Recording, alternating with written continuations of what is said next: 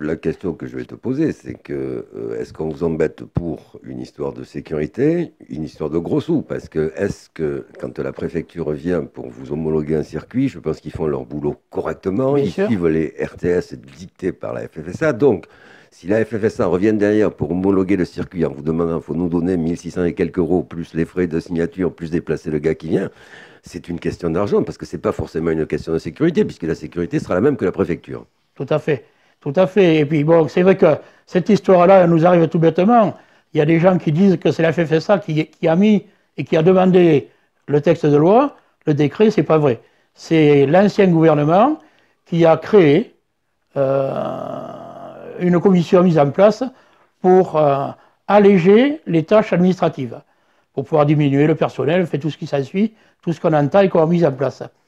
Et seulement ces tâches administratives, ça, elle passe par la Fédération française pour automobile, puisqu'ils ont dit que c'est la Fédération française qui validera les terrains et qui donnera l'avis aux préfectures pour dire OK, ce terrain est correct, on l'accepte. Et la préfecture a juste qu'à dire oui. Et donc, sur les décrets avant, on faisait demande d'homologation à la préfecture. Maintenant, on fait une demande de déclaration de manifestation, ce qui n'est pas du tout pareil. Mais le préfet se positionne, et certains se positionnent, et disent on continue tel qu'on était. Mais il est vrai qu'on est obligé de passer par ce biais-là. C'est comme ça, c'est la nature. Mais financièrement, il y a un abus quelque part quand même. Hein. Depuis quelques années, on paye pour les formations de nos commissaires, de nos directeurs de course.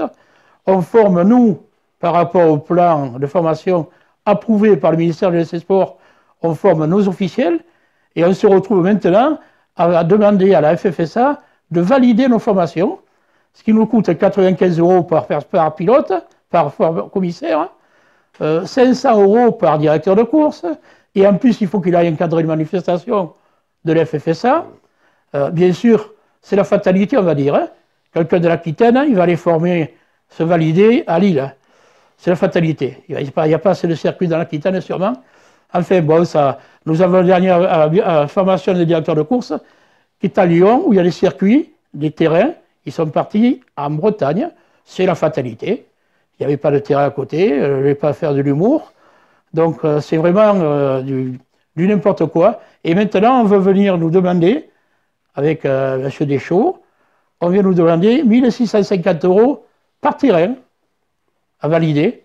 Donc, c'est vrai que c'est pour 4 ans, mais c'est 1650 euros pour multiplier par 110 ou 115 terrains. Vous voyez la somme.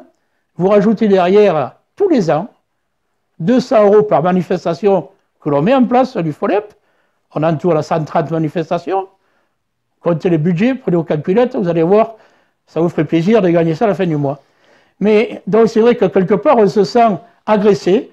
On se sent agressé et on nous dit qu'on est vraiment irresponsable, qu'on est dangereux. Et chez nous, depuis 50 ans de pratique, tout se passe bien. Et on espère que ça dure encore longtemps. Donc cette pétition va être menée au ministère des Sports, voir Madame la ministre, et essayer de lui prouver que notre sérieux est là.